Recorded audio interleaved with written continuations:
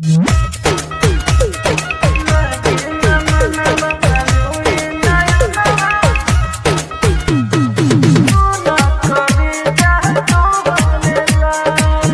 Entertainment की धमाकेदार प्रस्तुति।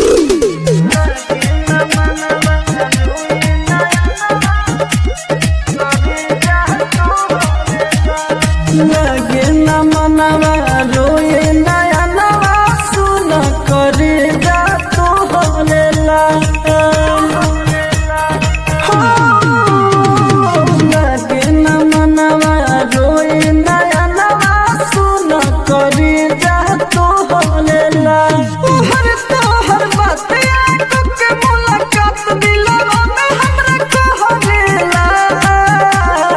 लगे न मनवा रोए नया नवा सुन करे जा तो होलेला। लगे न मनवा रोए नया नवा सुन करे जा तो होलेला। Mix by AG recording studio.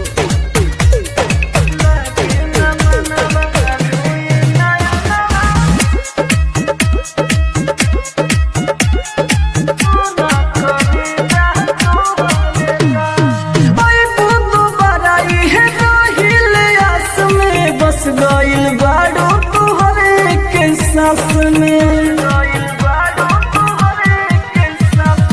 आई बुदु बराई है राहिल आस में। बस गइल बाड़ो तुहरे के साथ में। कितना करिले मना दिल बट दीवाना दर्द तनिको न हवेला। लागे न मनवा रोए नया नवा सुन करे जा तोहरेला। लागे न मनवा रोए नया नवा सुन करे जा तोहरेला। एजी एंटरटेनमेंट की धमाकेदार प्रस्तुति।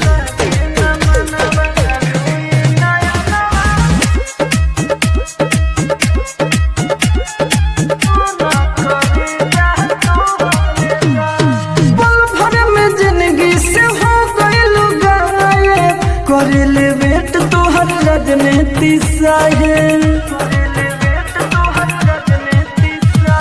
पल भर में जिंदगी से हो गइल गायब। करेले वेट तोहर राजनीति साहेब। सुनो राजा राजा धनी है सोचत बानी सूरत मन से न बहरेला। लागे न मनवा रोए नया नवा सुन करे जा तोहरेला। लागे न मनवा रोए नया नवा सुन करे जा तोहरेला। एजी रिकॉर्डिंग स्टूडियो रोशनपुर सपहा।